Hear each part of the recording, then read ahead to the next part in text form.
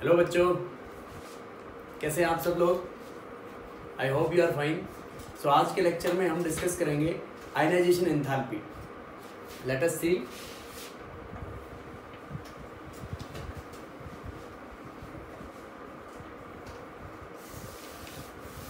Ionization energy और भी also call it as ionization enthalpy.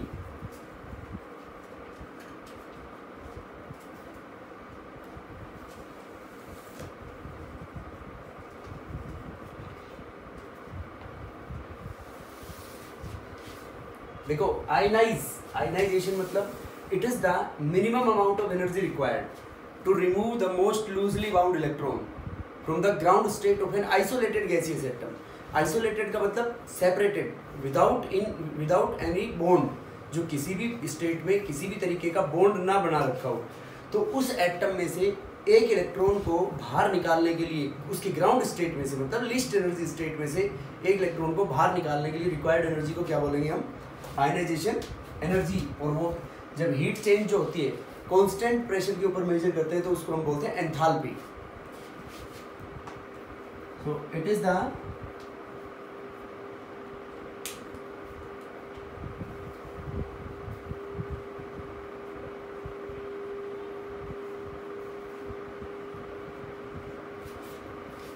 The minimum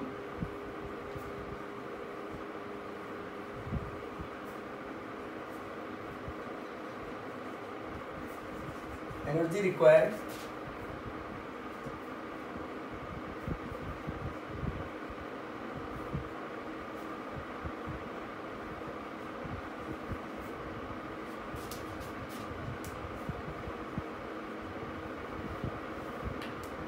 most loosely bound electron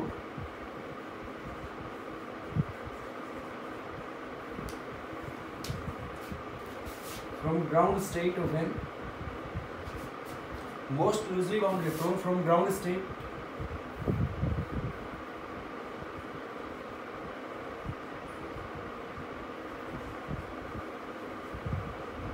from an isolated gaseous atom. So this is important term, isolated gaseous atom and ground state. Ground state means, what do we mean by the term ground state? This is the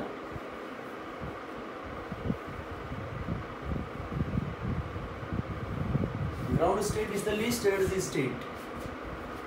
And isolated means separated.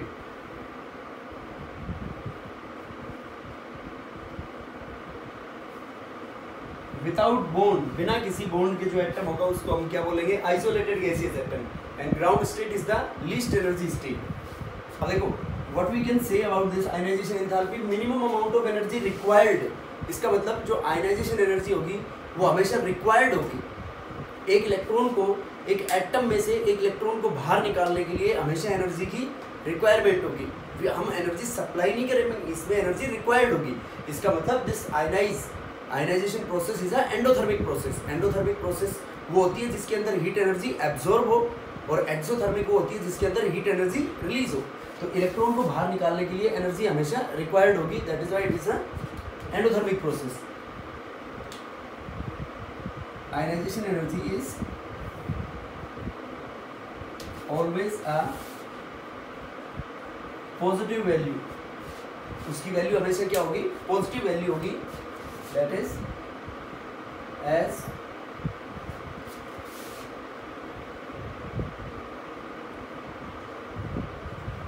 as for the removal of electron,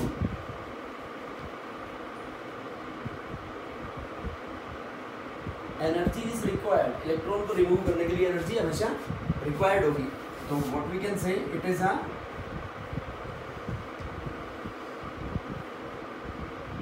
endothermic process. So units, इसको कैसे measure करेंगे हम? Units of ionization energy, इसके terms में measure करेंगे। Units of ionization energy, electron volt per atom और kilo calorie per mole और kilo joule पर मोल। इस तरीके से अपन आयनाइजेशन एनर्जी को मेजर करेंगे। अब देखो बेटा, जैसे अपने पास ये मेटल है तो आइसोलेटेड गैसियस एटम, ये अपने पास गैसियस स्टेट में हो गया। तो ये गैसियस स्टेट में जब आयनाइज होगा तो M प्लस जितना प्लस आया तो उसका मतलब एक इलेक्ट्रॉन उसने लूज कर दिया, तो यहाँ पे जो एनर्जी रिक्वायर्ड होगी उसको हम I1 बोलेंगे, आयनाइजेशन एंथैल्पी, और इसका मैग्नीट्यूड क्या होगा, पॉजिटिव वैल्यू होगी इसकी मैग्नीट्यूड की। उसके बाद नेक्स्ट अपने पास जो टर्म आती है इज सक्सेसिव आयनाइजेशन एनर्जी।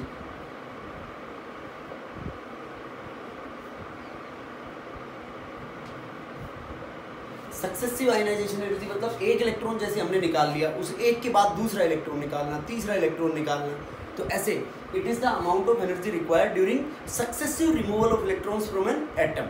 एक एटम में उसके एक के बाद एक दूसरा, दूसरे के बाद तीसरा, उन इलेक्ट्रॉन्स को रिमूव करने के लिए रिक्वायर्ड एनर्जी को हम बोलेंगे सक्सेसिव आयनाइजेशन एंथैल्पी। और सक्सेसिव आयनाइजेशन एंथैल्पी का जो मैग्नीट्यूड होगा वो हमेशा फर्स्ट आयनाइजेशन एनर्जी से बढ़ता जाएगा। क्यों बढ़ता जाएगा, जैसे एक इलेक्ट्रॉन को हमने बाहर निकाल लिया, एक इलेक्ट्रॉन को बाहर निकालने के बाद Z effective net charge nucleus के ऊपर बढ़ेगा, तो न्यूक्लियस के ऊपर नेट चार्ज बढ़ेगा, तो जो आउटरमोस्ट सेल और न्यूक्लियस के बीच में अट्रैक्टिव फोर्सेस क्या हो जाएंगे, ज़्यादा हो जाएंगे। तो अट्रैक्टिव फोर्सेस ज़्यादा होंगे तो उनमें से इलेक्ट्रॉन्स को बाहर इजेक्ट आउट करने के लिए ज़्यादा एनर्जी की रिक्वायरमेंट होगी।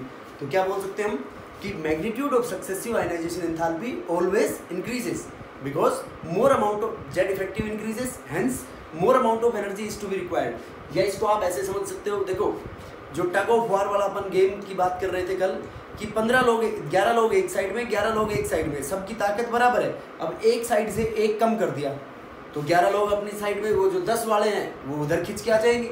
अब 10 में से मान लो एक और निकाल दिया हमने वहाँ से, तो और जल्दी खिंच के आ जाएंगे क्योंकि और ताकत कम होगी। तो जितने ज़्यादा वहाँ से निकालते जाएंगे रस्सा अपना इस साइड में 11 की साइड में आता जाएगा। तो इन द सेम वे जब इलेक्ट्रॉन से एक बाहर निकल गया तो अट्रैक्टिव फोर्स न्यूक्लियस में इलेक्ट्रॉन्स में बढ़ जाएंगी, तो अट्रैक्टिव फोर्स बढ़ेंगे तो उनमें से इलेक्ट्रॉन निकालने के लिए more amount of energy will be required. तो successive ionization energy means it is the amount of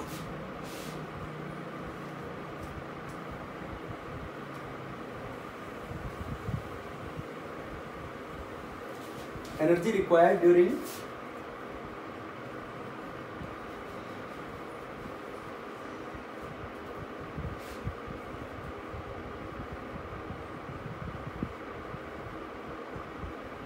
it is the amount of energy required during successive removal of electrons from an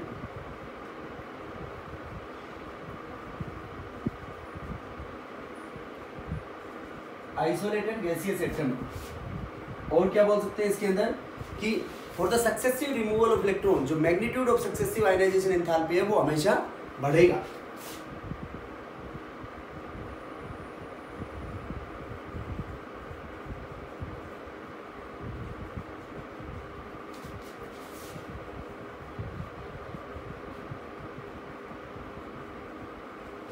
magnitude of successive ionization enthalpy always increases because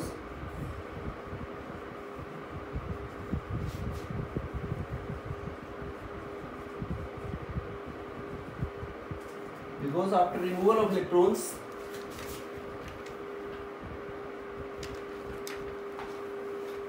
Z effective increases, hence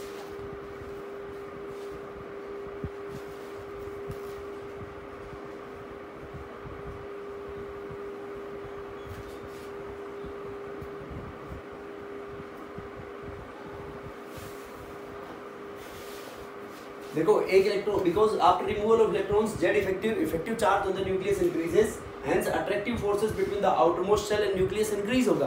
तो attractive force increase होगा तो amount of energy required भी क्या होगी, ज्यादा होगी। For example ये अपने पास मेटल है गैसियस स्टेट में, अब ये मेटल गैसियस स्टेट में इसको आयनाइज करवाया है +1 इलेक्ट्रॉन गैसियस स्टेट में, तो इसके लिए एनर्जी रिक्वायर्ड होगी, उसको बोल दिया हमने आयनाइजेशन एनर्जी 1। उसके बाद M+ में से एक और इलेक्ट्रॉन रिमूव करवाएंगे, सेकंड इलेक्ट्रॉन, तो I2, तो ये बन जाएगा M+2 गैसियस स्टेट में +1 इलेक्ट्रॉन। इसको फर्दर I3, तो ये बन जाएगा M+3 गैसियस स्टेट में plus electron.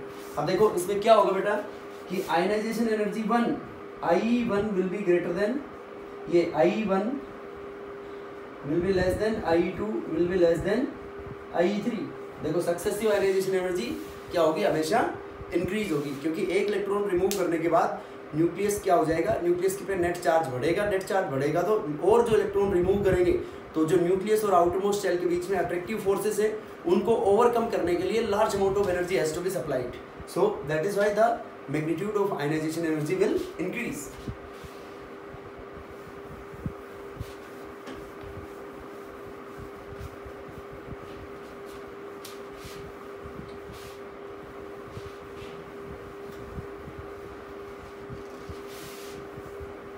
So this is the common things related to the ionization energy. Now we are going to discuss the next is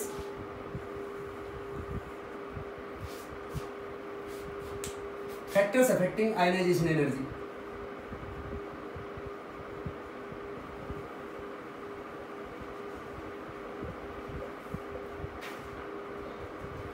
First is atomic size. तो atomic size के क्या बोल सकते हैं बेटा, देखो जैसे एटम जितना बड़ा होगा तो आउटर मोस्ट शेल और न्यूक्लियस के बीच में अट्रैक्टिव फोर्सेस इतने कम होंगे तो इलेक्ट्रॉन्स इजीली बाहर निकल जाएंगे। तो क्या बोल सकते हैं हम, atomic size is inversely proportional to ionization energy. Second is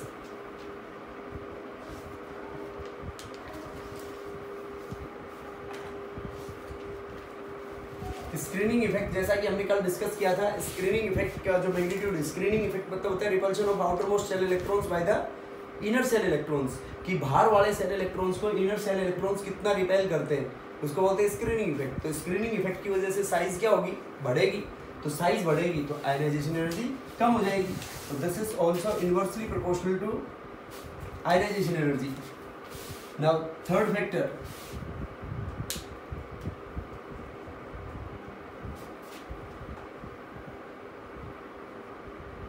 Z effective. Z effective means net charge on the nucleus. तो जेड इफेक्टिव, न्यूक्लियस के ऊपर जितना ज्यादा चार्ज होगा तो attractive force outermost shell और न्यूक्लियस के बीच में इतना ही ज्यादा होगा तो आयनाइजेशन एनर्जी ज्यादा हो जाएगी। तो Z effective will be directly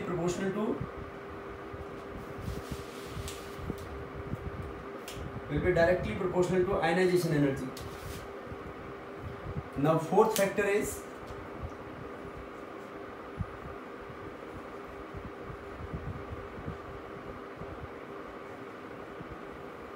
penetration power. देखो पेनिट्रेशन पावर का मतलब होता है it represents the closeness to the nucleus. Nucleus के कौन कितना नजदीक होगा, तो न्यूक्लियस के जो जितना ज्यादा नजदीक होंगे शेल्स या सब शेल्स, तो न्यूक्लियस के ज्यादा नजदीक होंगे तो अट्रैक्टिव फोर्सेस उनके बीच में क्या होगा, ज्यादा होगा। तो अट्रैक्टिव फोर्स ज्यादा होगा तो उनमें से इलेक्ट्रॉन निकालने के लिए जो एनर्जी रिक्वायर्ड होगी वो क्या होगी, ज्यादा होगी। तो क्या बोल सकते हैं हम कि penetration power it represents the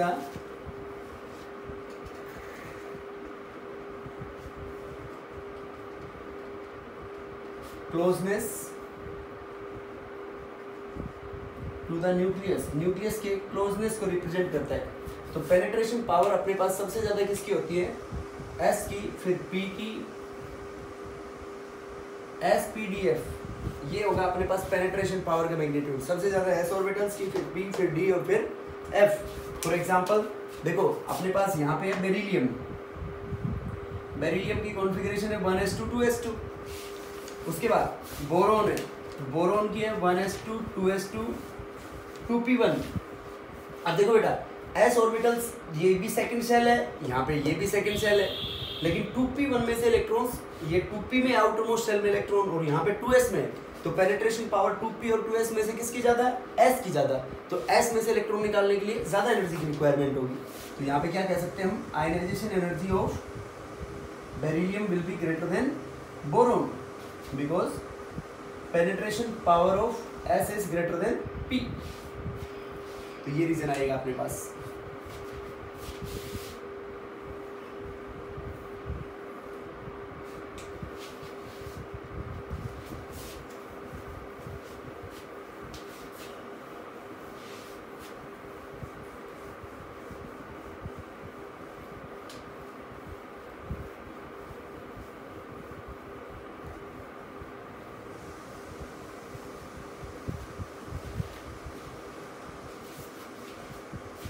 Next, fifth factor,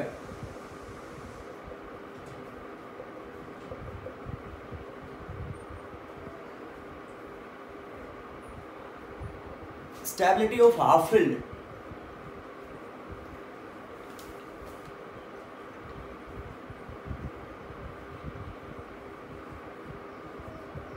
stability of half filled and fully filled electronic configuration. देखो कल जैसे हम डिस्कस कर रहे थे कि 50 रुपए में ये मान लो कि आप हाफ फिल्ड हो और 100 रुपए में फुली फिल्ड हो। अब 100 से ज़्यादा होंगे तो भी आप अनस्टेबल, 100 से कम होंगे तो भी अनस्टेबल, 50 से ज़्यादा होंगे तो भी लेस स्टेबल, 50 से कम होंगे तो भी लेस स्टेबल। इसका मतलब 50 में आप ज़्यादा स्टेबल हो और 100 में ज़्यादा स्टेबल हो। तो जो एस हाफ फिल्ड जो होते हैं, हाफ फिल्ड मतलब आधे भरे हुए, तो पी में कितने हो 3, पी में टोटल 6 आते हैं तो 3 में हाफ फिल्ड हो गया। डी में कितने हो 5, एफ में कितने हो 7, तो ये मोर स्टेबल होंगे than the less filled. These are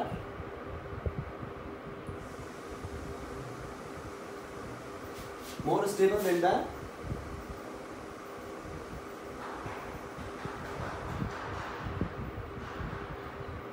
less filled orbitals। less filled orbitals से less stable होंगे। उसके बाद fully filled,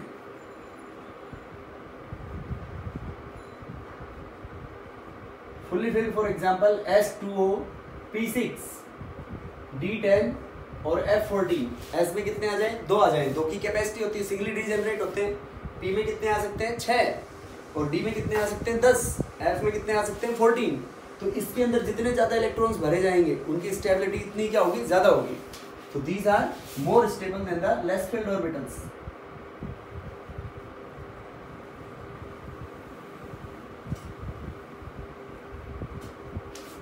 लेस फील्ड से ये ज़्यादा स्टेबल होंगे। तो देखो कैसे, अब फॉर एग्जांपल अपने पास नाइट्रोजन है तो नाइट्रोजन की कॉन्फ़िगरेशन होगी 1s2 2s2 2p3। अब ऑक्सीजन है, ऑक्सीजन की होगी 1s2 2s2 2p4। तो देखो 2p3 है और ये 2p4 है, तो p की कैपेसिटी आधे भरने की कितनी होगी 3 और इसमें लेस फील्ड है तो इसके अंदर p मोर स्टेबल होगा, n मोर स्टेबल होगा। तो n मोर स्टेबल होगा तो I of n will be greater than I1 of O। Nitrogen की आयनाइजेशन एंथैल्पी ज्यादा होगी, क्यों? Because of the stability of half filled. उसके बाद देखो नियोन की आउटर मोस्ट होगी 2s2 2p6 और फ्लोरीन की होगी अपने पास 2s2 2p5। तो देखो 2s2 2p6 2s2 2p5, तो ये फुल्ली फिल्ड है। तो I1 of neon will be greater than I1 of fluorine because neon के अंदर क्या है, neon में p orbitals fully filled, full है और इसमें लेस देन फुल, फुल से कम है, इसलिए ये ज्यादा स्टेबल है। सो this is the concept of stability of half filled and fully filled orbitals. Now the sixth factor,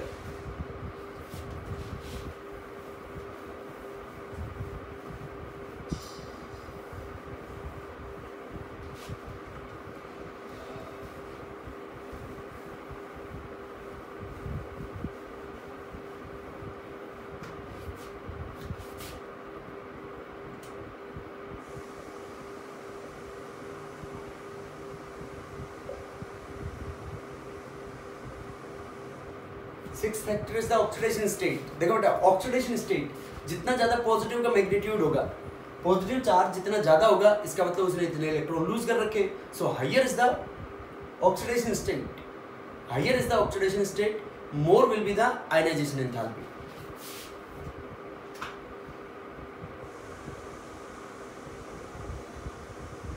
higher is the positive oxidation state,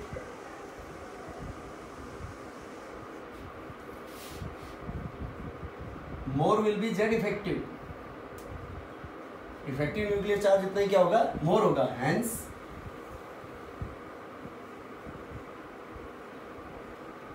higher will be ionization energy.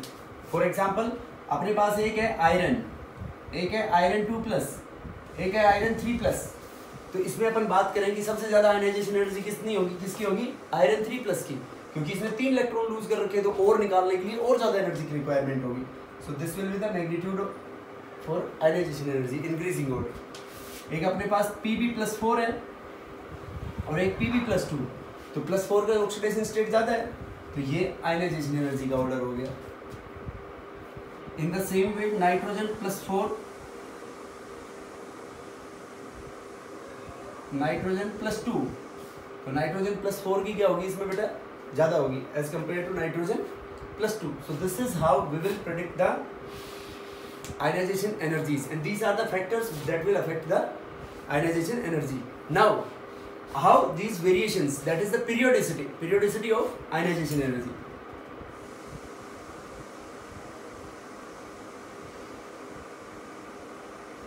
Periodicity का मतलब क्या है अपने पास, वेरिएशंस, कि इसकी variations कैसे होंगी. अब देखो टॉप टू बॉटम ग्रुप के अंदर टॉप टू बॉटम साइज क्या हो रही है, बढ़ रही है, साइज बढ़ रही है तो आयनाइजेशन एनर्जी क्या हो जाएगी, कम हो जाएगी. This is a general way. So periodicity in first in group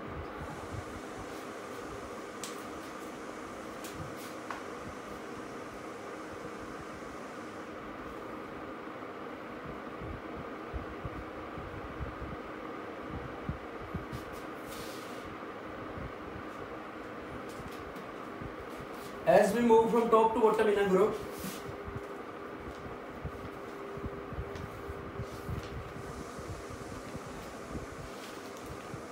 ionization energy generally decreases because of the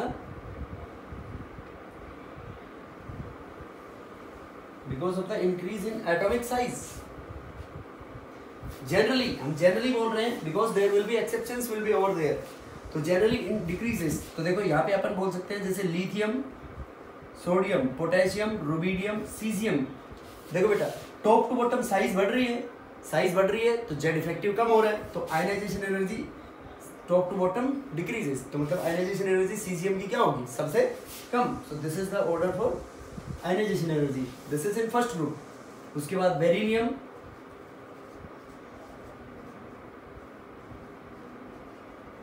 top to bottom, this is the order of I. So top to bottom ionization energy decreases. Why decreases? Because tendency to lose electrons increases, so ionization energy decreases.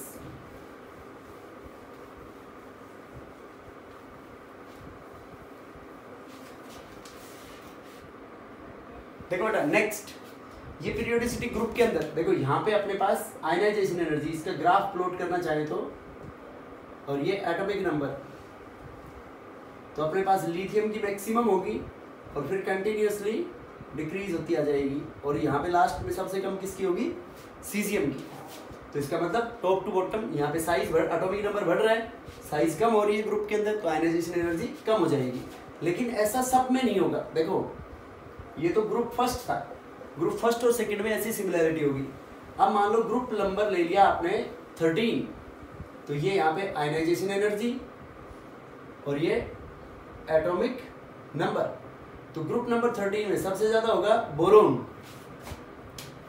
Boron के बाद aluminium, aluminium के बाद जो आएगा अपने पास, aluminium के बाद देखो एल्यूमिनियम की कम हुई, लेकिन इसमें ये आ गया अपने पास गैलियम, फिर गैलियम के बाद इंडियम,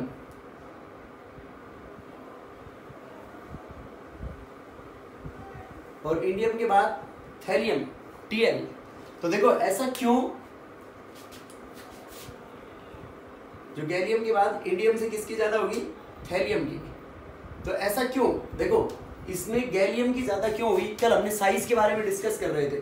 तो गैलियम की जो साइज थी, गैलियम के अंदर बिकॉज ऑफ 3d10 फुल भर गई, और 3d10 फुल भरने के वाले फिनोमिनन को बोलते हैं साइज कम हो जाएगी due to transition contraction. Thallium की ज्यादा क्यों होगी, बिकॉज इसमें 4f14 भरे हुए मिलेंगे फुल. तो 4f14 फुल भर गए, तो उसको फिनोमिनन को क्या बोला था हमने, लेंथनाइट कॉन्ट्रैक्शन. तो इसमें तो होगा लेंथनाइट कॉन्ट्रैक्शन की वजह से,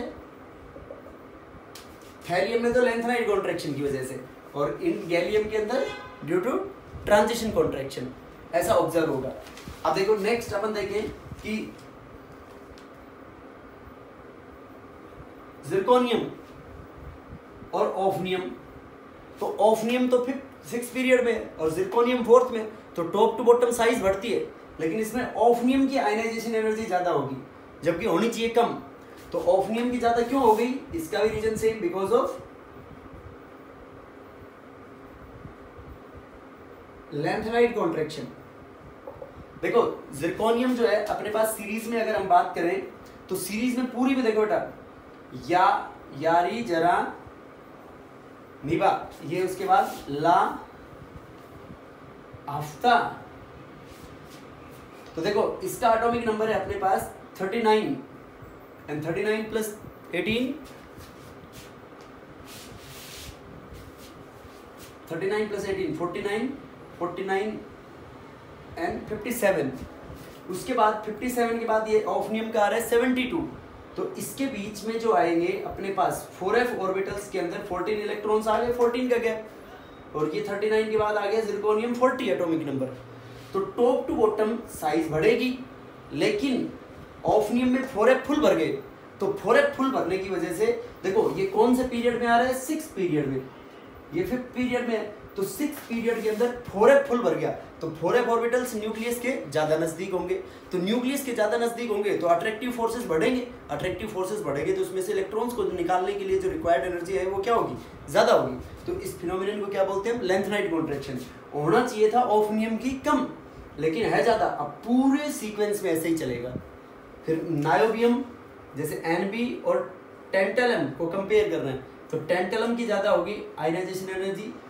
सो इनका आंसर क्या आएगा सबका, वही बिकॉज ऑफ लैंथेनाइड कॉन्ट्रैक्शन। तो ये आएगा अपने अंदर आयनाइजेशन एनर्जी किसके लिए, ग्रुप के अंदर वेरिएशंस आएंगी इनकी। उसके बाद नेक्स्ट पीरियड, देखो पीरियड में हम जब लेफ्ट टू राइट चलते हैं तो एटॉमिक साइज डिक्रीजेस, तो एटॉमिक साइज डिक्रीजेस तो ionization energy generally increases. as we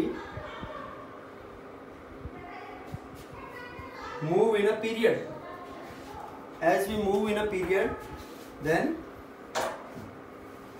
as we move in a period, then atomic size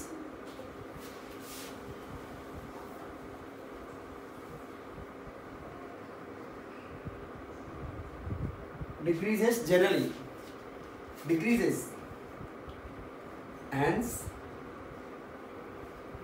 atomic size decreases, hence IE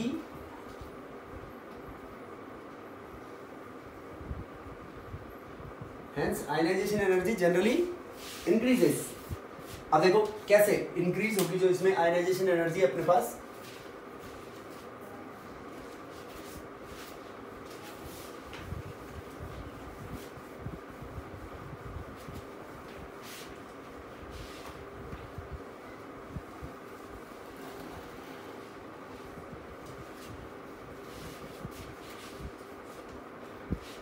देखो in as we move in a period then atomic size decreases, hence I generally increases. अब अपने पास एक period के अंदर second period के elements consider करते हैं, lithium, beryllium, boron, carbon, nitrogen, oxygen, fluorine and neon. अब जनरली ये ऑर्डर आना चाहिए अपना left to right, increases because size decreases, लेकिन दिस ऑर्डर इज रॉन्ग, ये ऑर्डर सही नहीं है। अब देखो कैसे, देखो इसकी कॉन्फ़िगरेशन होगी अपने पास 2s2 2p1, 2s2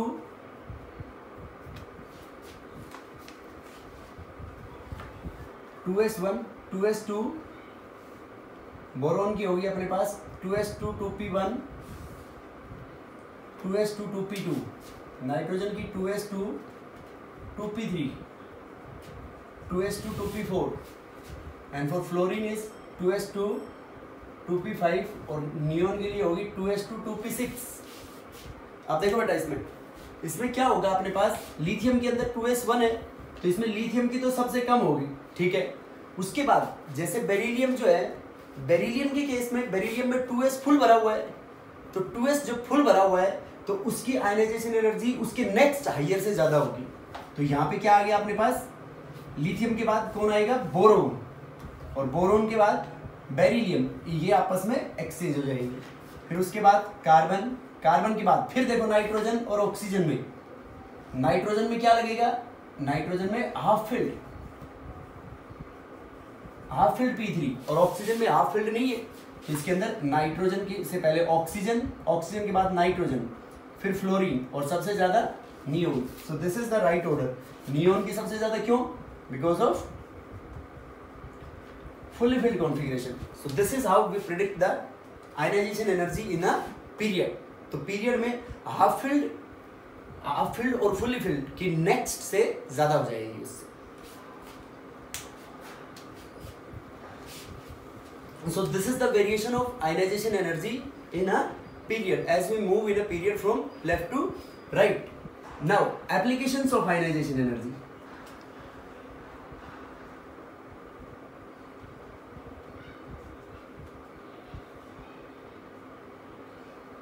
First, metallic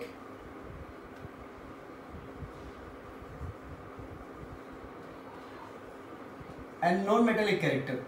देखो ये कैसे बता सकते हैं बच्चों कि मेटालिक कैरेक्टर, मेटल्स जल्दी से इलेक्ट्रॉन्स लूज कर देते हैं, तो मेटल्स जब इलेक्ट्रॉन्स जल्दी से लूज कर देते हैं तो उनकी आयनाइजेशन एनर्जी क्या होगी? लो होगी। और नॉन मेटल्स जल्दी से लूज नहीं करते तो उनकी आयनाइजेशन एनर्जी हाई होगी।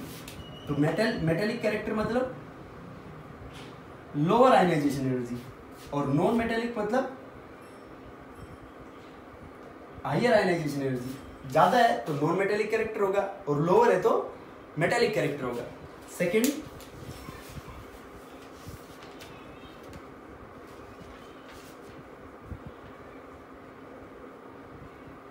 रिएक्टिविटी। देखो बेटा रिएक्टिविटी कैसे बताएंगे हम?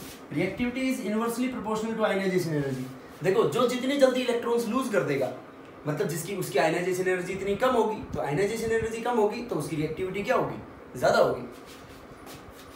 सो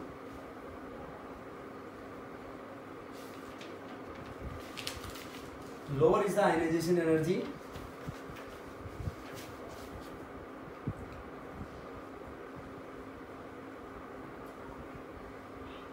lower is the ionization energy, higher will be the reactivity। reactivity इतनी क्या होगी बेटा उसमें?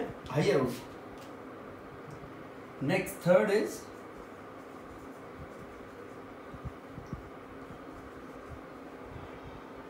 reducing power। देखो reducing power मतलब दूसरों को reduce कराने की क्षमता। तो दूसरों को कौन reduce कराएगा? जो खुद का ऑक्सीडेशन कराएगा। तो खुद का ऑक्सीडेशन मतलब जो जितनी जल्दी इलेक्ट्रॉन्स दे देगा।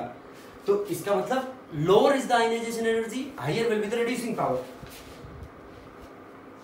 that is inversely proportional to I, that is lower is the ionization energy,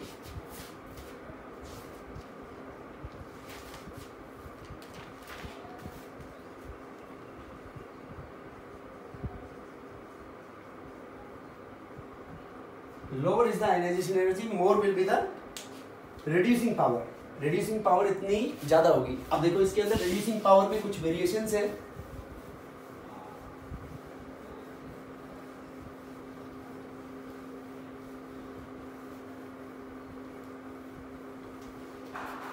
देखो जैसा कि हमने ग्रुप 1 में डिस्कस किया, तो ग्रुप 1 में lithium, sodium, potassium, rubidium, caesium, ये किसका ऑर्डर था? आयनाइजेशन एनर्जी का। तो same order will be the reducing power. और ये जो रिड्यूसिंग पावर होगी ये गैसियस स्टेट में होगी बेटा। मतलब सीजियम की आयनाइजेशन एनर्जी सबसे कम, तो वो इलेक्ट्रॉन सबसे जल्दी दे देगा, मतलब खुद का ऑक्सीडेशन कराएगा, तो दूसरों का क्या करा देगा? वो इजीली रिडक्शन करा देगा। अब अगर हम बात करें एक्वस स्टेट के अंदर, एक्वस स्टेट मतलब पानी में, तो पानी में जो रिड्यूसिंग पावर है is directly proportional to the hydration energy. Hydration energy का मतलब है बेटा कितने वो वाटर मॉलिक्यूल्स के साथ एसोसिएट होगा। तो वो हाइड्रेशन एनर्जी जो होती है वो होती है इनवर्सली प्रोपोर्शनल टू साइज। जो जितना छोटा होगा उसकी हाइड्रेशन एनर्जी इतनी ज्यादा होगी। तो सबसे छोटा लिथियम होगा, तो ये कॉन्ट्राडिक्टरी बातें होगी दोनों कि गैसियस स्टेट में तो इसकी सबसे ज्यादा, तो एक्वस स्टेट में इसकी सबसे ज्यादा होनी चाहिए। तो इसका मतलब I ionization energy plus hydration energy दोनों का हम मैग्नीट्यूड कंसीडर करेंगे, तो आई लोअर होना चाहिए और हाइड्रेशन एनर्जी ज्यादा। Hydration energy more negative, directly proportional to the more negative energy release होती है। हाइड्रेट होगा तो मोर स्टेबल बनेगा आयन। जैसे ये अपने पास लिथियम है Li+, तो Li जब एक इलेक्ट्रॉन लूज करेगा तो ये बनेगा Li++ इलेक्ट्रॉन। तो ये जो Li+ है इसके चारों तरफ ऐसे वाटर मॉलिक्यूल से सराउंड हो जाएगा। ये water is a polar molecule, तो ये वाटर क्या हो रहा है, this is strongly hydrated.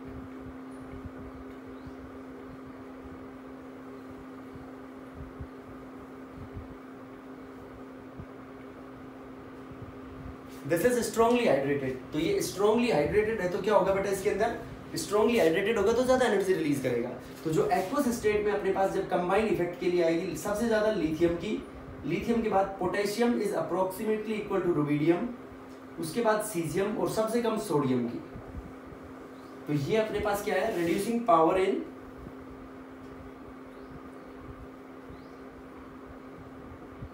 Aqueous state, पानी में। मतलब दोनों कॉन्ट्राडिक्टरी बातें होगी कि रिड्यूसिंग पावर, हाइड्रेशन एनर्जी तो जो सबसे छोटा है उसकी सबसे ज्यादा होगी और आयनाइजेशन एनर्जी सीजियम की सबसे ज्यादा होगी। तो जब इन दोनों का कंबाइंड इफेक्ट आता है, एक और फैक्टर कंसीडर करते हैं इसमें, वो हम बाद में पढ़ेंगे, डिस्कस करेंगे एस ब्लॉक एलिमेंट्स में, सब्लिमेशन एनर्जी। सब्लिमेशन का मतलब जो उसमें टोटल कंबाइंड इफेक्ट आता है। सब्लिमेशन का मतलब होता है गैसियस स्टेट से, जैसे सबसे गैसियस सॉलिड स्टेट को M सॉलिड स्टेट है तो इसको पहले M गैसियस स्टेट में कन्वर्ट करेंगे। तो यहाँ जो रिक्वायर्ड होगी उसको बोलेंगे सब्लिमेशन एंथैल्पी। फिर गैसियस स्टेट से इलेक्ट्रॉन लूज करेगा तो उसको बोलेंगे हम आयनाइजेशन एंथैल्पी। और फिर एक्वस स्टेट, पानी डालेंगे तो जो एनर्जी रिलीज करेगा उसको बोलेंगे हाइड्रेशन एंथैल्पी। तो ये N+ एक्वस हो जाएगा।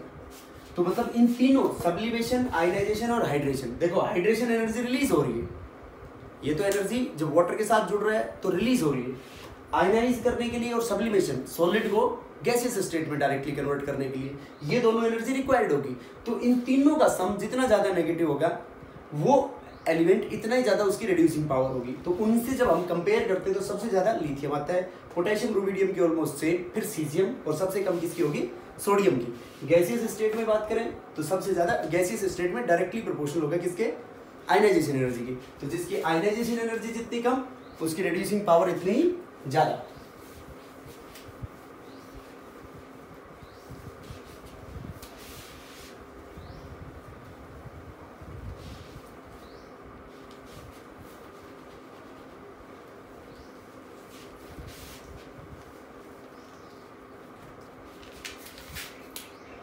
Fourth factor,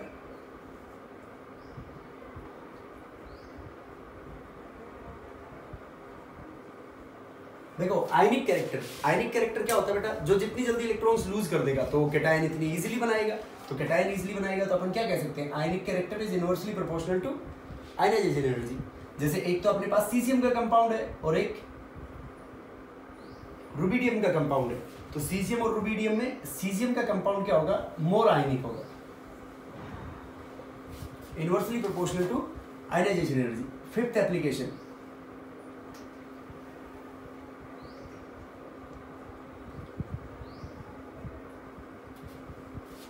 basic character of hydroxides. देखो हाइड्रोक्साइड्स में जैसे लें अपन, अगर अपने पास NaOH है, उसके बाद मैग्नीशियम की हाइड्रोक्साइड MgOH, एल्यूमिनियम की AlOH4, सिलिकॉन की SiOH4, फास्फोरस की POH3, sulphur is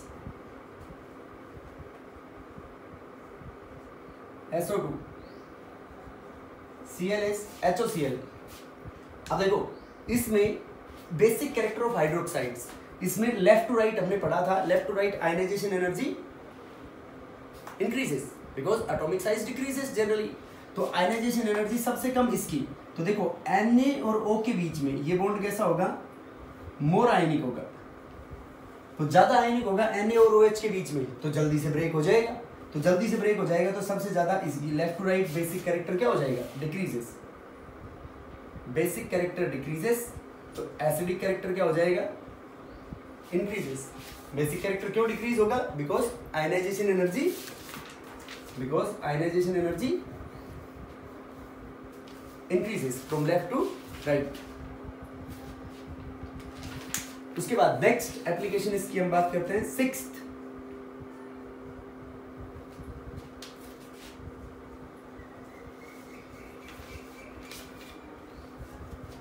basic character of their oxides. Oxides का बेसिक कैरेक्टर, तो ऑक्साइड्स का बेसिक कैरेक्टर भी सेम वही होगा, inversely proportional to ionization energy. जैसे अपने पास है Na2O, Li2O,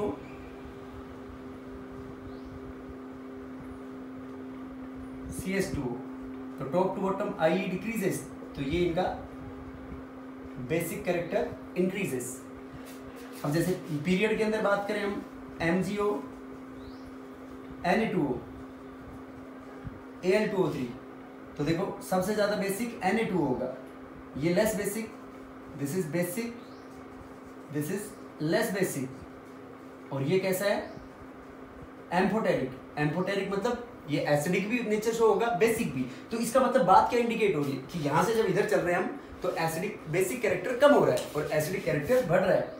उसके बाद SiO2, दिस इज एसिडिक, इसका मतलब बेसिक कैरेक्टर कम हो जाएगा और एसिडिक कैरेक्टर बढ़ जाएगा विद डिक्रीज इन, यहाँ पे लेफ्ट टू राइट, जब सोडियम से लेके सिलिकॉन तक इस ग्रुप पीरियड में जब हम मूव करेंगे इधर, तो IE इंक्रीज होगी। तो IE इंक्रीज होगी तो क्या होगा? Basic character decreases and acidic character increases.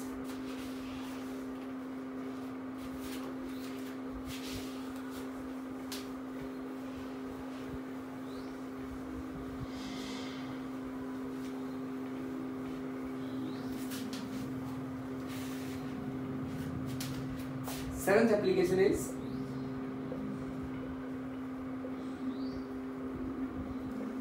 Number of valence electrons.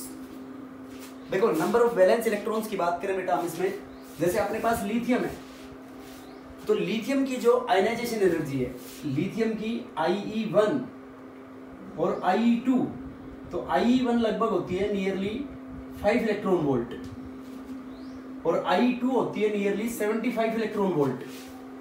तो देखो बहुत ज्यादा है IE2, इसका मतलब देखो लिथियम की कॉन्फ़िगरेशन देखो 1s2 2s1, तो ऐसा क्यों है? तो इसका मतलब इतना जब डिफरेंस है, बहुत ज्यादा डिफरेंस है, इसका मतलब वैलेंस इलेक्ट्रॉन कितने हुए उसमें? 1, एक वैलेंस इलेक्ट्रॉन हुआ। क्यों? Because after removal of 1 electron it attains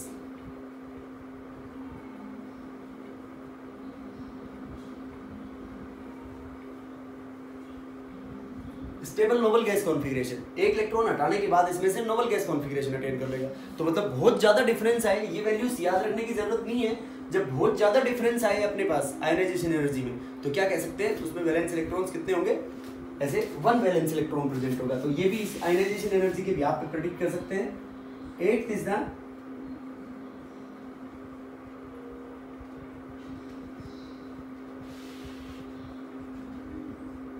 stability of oxidation state. अब देखो इसमें अपने पास दो कंसेप्ट है कि इफ डेल्टा आई, जो दो सक्सेसिव आयनाइजेशन एनर्जी के बीच में difference is greater than 16 electron volt, तो उसमें lower oxidation state more stable. अगर 16 इलेक्ट्रॉन वोल्ट से ज्यादा होगा तो lower oxidation state more stable होगा। Second, if delta I is less than 11 electron volt, तो उसमें higher oxidation state more stable होगा। If delta I is less than 16 electron volt and delta I is greater than 11 electron volt, तो इसके case में भी अपने पास lower oxidation state more stable होगा। देखो कैसे कंपेयर करेंगे अब हम ये,